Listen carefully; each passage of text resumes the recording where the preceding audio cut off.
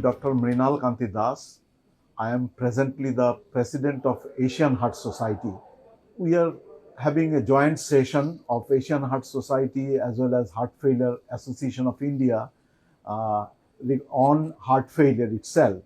And I am really happy that the organizers have done excellent job in carrying forward the concept of heart failure, therapeutic measures, and various other things that are very much associated with heart failure.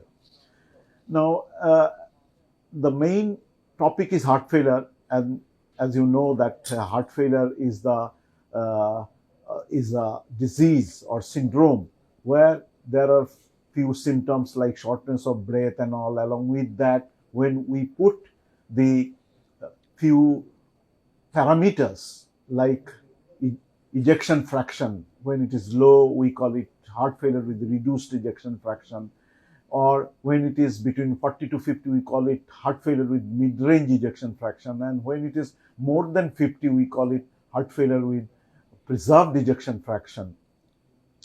So that echocardiography has got another facet, and along with that, when the NT-proBNP is taken into consideration, then the whole setup, that is symptom and signs, then echocardiography, and lastly the NT-proBNP values are coalesced together to give you the correct diagnosis of heart failure.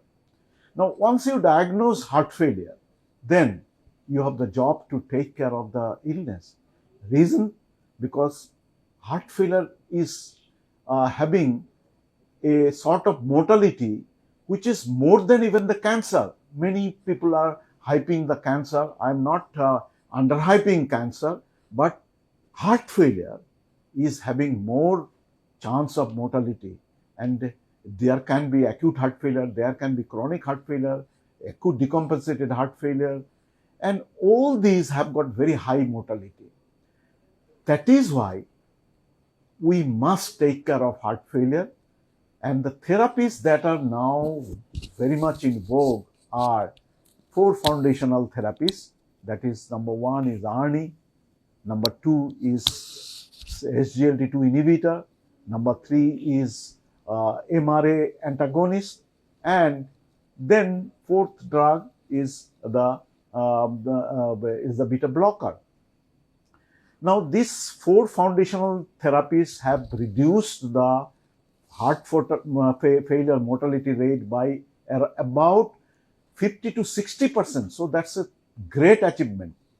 But apart from this, there are other drugs beyond these 4, like vericiguat, then isosorbide dinitrate combination, ivabradine, and other agents like omecamtiv. These are also coming forward, and they are being put in the guideline directed medical therapy. And when they fail, then only we go for device therapy like ICD, CRT-D or CRT, then assist devices, mainly the left ventricular assist device, and lastly, of course, when all fail, then we go for heart transplant. There are many things which can be done for heart failure management. So for the therapeutic considerations are considered. Now, my emphasis is better to take care of the diseases before it happens. So we call them primordial and primary prevention.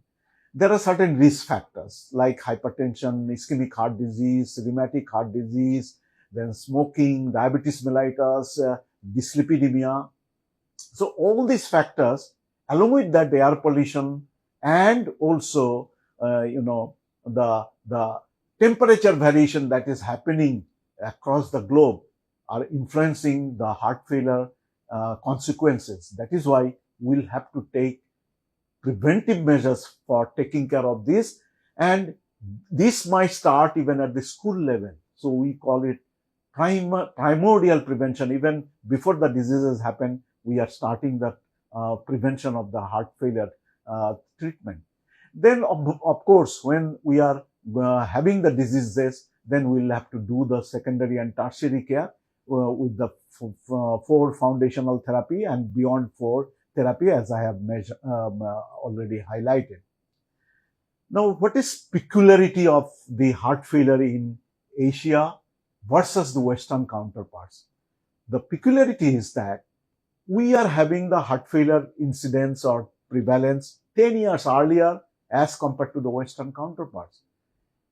The second peculiarity that is happening recently is the aging, which is increasing gradually with increasing healthcare facilities available in Asia.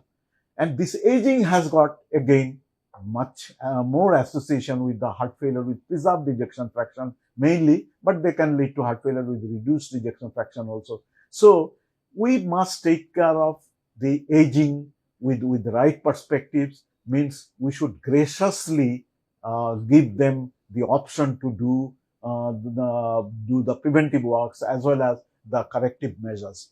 So prevention should be focused very much ritually, and we must emphasize more and more on the preventive measures. Apart from this, of course, we must take care of the GDMT, which is penetrating Asians, not only Asians, I would say globally, is penetrating hardly a few percentage of people, hardly 30 to 50%, and much less in Asia. So we must take care of that initiative also, so that the GDMT is followed more and more.